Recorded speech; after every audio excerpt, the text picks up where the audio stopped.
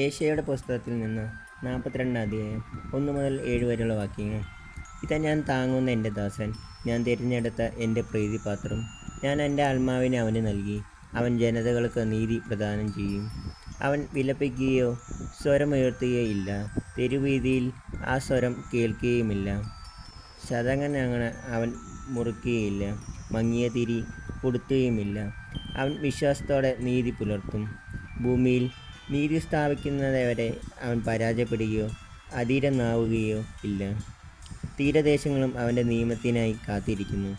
ആകാശത്തെ സൃഷ്ടിച്ചു വിരിച്ചു നിർത്തുകയും ഭൂമിയെയും അതിലെ വിഭവങ്ങളെ വ്യാപിപ്പിക്കുകയും അതിലെ നിവാസികൾക്ക് ജീവൻ നൽകുകയും അതിൽ ചരിക്കുന്നവർക്ക് ആത്മാവിനെ നൽകുകയും ചെയ്യുന്ന ദൈവമായ കർത്താവ് അരുൾ ചെയ്യുന്നു. ഞാനാണ് കർത്താവ്, ഞാൻ നിന്നെ നീതി സ്ഥാപിക്കാൻ വിളിച്ചു. ഞാൻ നിന്നെ കൈക്ക് പിടിച്ച് നടത്തി സംരക്ഷിച്ചു. അന്ധർക്ക് കാഴ്ച നൽകുന്നതിനും തടവുകാരെ കാരാഗൃഹത്തിൽ നിന്നും അന്ധകാരത്തിലേക്ക് ഇരിക്കുന്നവരെ ഇരുട്ടറയിൽ നിന്നും മോചിപ്പിക്കുന്നതിനും വേണ്ടി ഞാൻ നിന്നെ ജനത്തിന് ഉടമ്പടിയും ജനതകൾക്ക് പ്രകാശവുമായി നൽകിയിരിക്കുന്നു. നമ്മുടെ കർത്താവായ യേശുവിന്റെ സ്തുതി. യോഹന്നാൻ 12 അധ്യായം 1 മുതൽ 11 വരെയുള്ള വാക്യങ്ങൾ. മരിച്ചവരിൽ നിന്ന് താൻ ഉയർപ്പിച്ച ലാസർ താമസിച്ചിരുന്ന ബെഥാനിയയിലേക്ക് പെസഹയ്ക്ക് 6 ദിവസം മുമ്പ് യേശു വന്നു. അവർ അവന് അത്താഴം ഒരുക്കി മർത്ത പരിചരിച്ചു. അവനോടുകൂടെ ഭക്ഷണത്തിലിരുന്നവരിൽ ലാസറുമുണ്ടായിരുന്നു. മറിയം വിലയേറിയതും ശുദ്ധവുമായ ഒരു കുപ്പി നാർദിൻ സുഗന്ധ തൈലമെടുത്ത് യേശുവിൻ്റെ പാദങ്ങളിൽ പൂശുകയും തൻ്റെ തലമുടി കൊണ്ട് അവൻ്റെ പാദങ്ങൾ തുടയ്ക്കുകയും ചെയ്തു.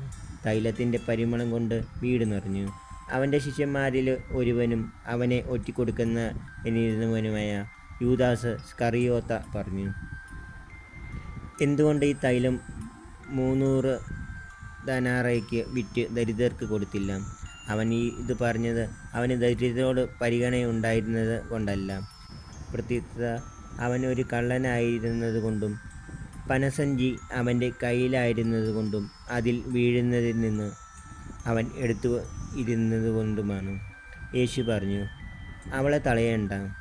എൻ്റെ ശവസംസ്കാര ദിനത്തിനായി ഇത് ചെയ്തുവെന്ന് അവൾ കരുതിക്കൊള്ളട്ടെ. ദരിദ്രർ എപ്പോഴും നിങ്ങളോട് കൂടെയുണ്ട്, ഞാൻ എപ്പോഴും നിങ്ങളോടൊത്ത് ഉണ്ടായിരിക്കുകയില്ല. അവൻ അവിടെ ഉണ്ടെന്നറിഞ്ഞ് വലിയ ഒരു ഗണം യഹൂദർ അവിടേക്ക് വന്നു. അവർ വന്നത് യേശുവിനെ ഉദ്ദേശിച്ച് മാത്രമല്ല, അവൻ മരിച്ചവരിൽ നിന്ന് ഉയർപ്പിച്ച ലാസറിനെ കാണാൻ കൂടിയാണ്. ലാസറിനെ കൂടിക്കൊല്ലാൻ പുരോഹിത പ്രഭുക്കന്മാർ ആലോചിച്ചു.